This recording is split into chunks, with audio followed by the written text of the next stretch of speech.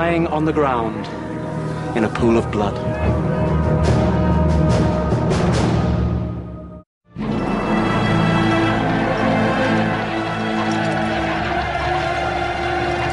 For Alexander, leading the charge to take on the enemy at Mali in 326 BC is nothing new.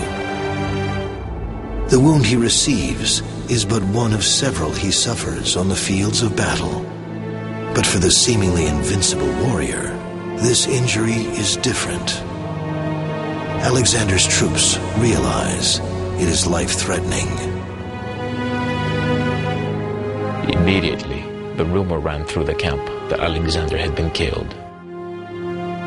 Meanwhile, his attendants, with great difficulty, sawed off the wooden shaft of the arrow and thus succeeded in removing his breastplate. They then had to cut out the arrowhead, which was embedded between his ribs. When it was extracted, the king fainted away and came very near to death. Even when the danger was past, he remained weak and for a long time needed careful nursing. Slowly, Alexander recuperates. During the next 2 years, he heads his army west back towards Greece, half by land, half by sea. In July of 324 BC, Alexander suffers an even deeper hurt. His close friend Hephaestion dies of an unknown illness. Alexander is devastated. We are told that Alexander flung himself on the body of his friend and lay there nearly all day long in tears and refused to be parted from him until he was dragged away. Some have said that he had Hephaestion's doctor hanged for giving the wrong medicine. All the accounts agree that for 2 whole days after Hephaestion's death, Alexander tasted no food and paid no attention in any way to his bodily needs, but lay on his bed, crying. I think Hephaestion, because of his close personal relationship with Alexander, was one of these confidants. And when Alexander lost him, he lost a very, very close ally in developing policy. And you might even say that he begins to go downhill after Hephaestion's death. That he shows signs of losing some will after Hephaestion's death.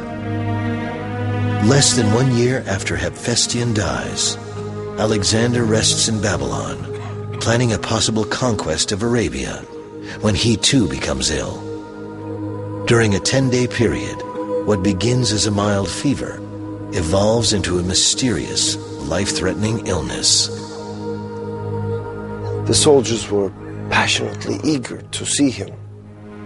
Some hoped for a sight of him while he was still alive.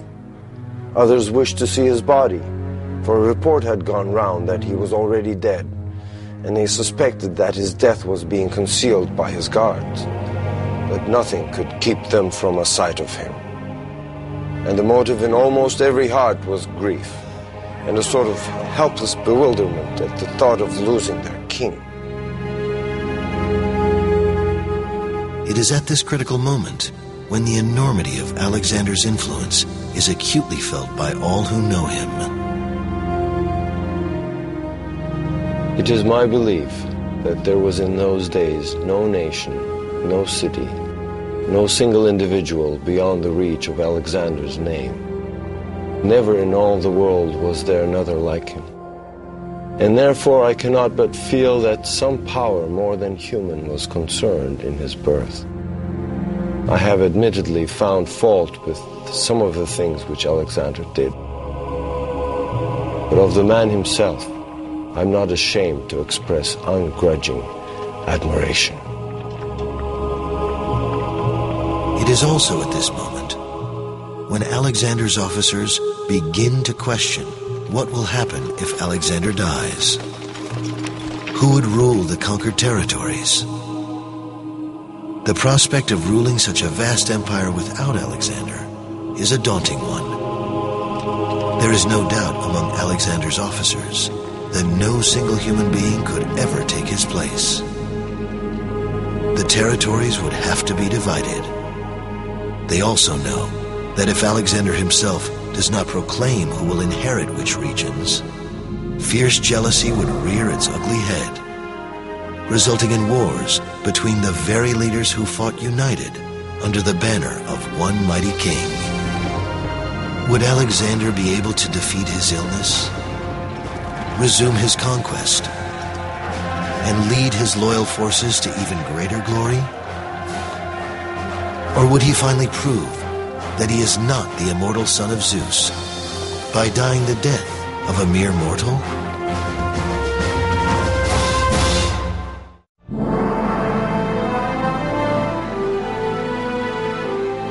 Late in the evening of June the 9th, 323 BC, a group of Alexander's officers keep vigil as their king's condition worsens. He tells them, "I foresee a great funeral battle over me." Towards the end, they gather round his bedside to ask the critical question, to whom will he bequeath his kingdom? Weakly, Alexander whispers his last words, "Kratisto," to the strongest. Early in the morning of June the 10th, his eyes close forever.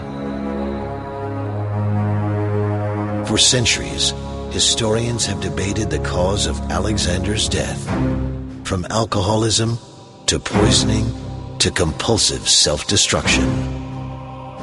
If we're asking what killed him, you've got a whole smorgasbord to pick from. And again, funnily enough, it might be a case of all things conspiring together. He never really got over that terrible shovel-headed arrow wound that he got in India. That really nearly killed him. There is also the probably endemic malaria, whatever disease it was that he had during his last days. I feel that Alexander died ultimately because he pushed himself too hard. With Alexander, he has this wonderful military campaign and then dies. Well, for him, that's kind of a good thing for him.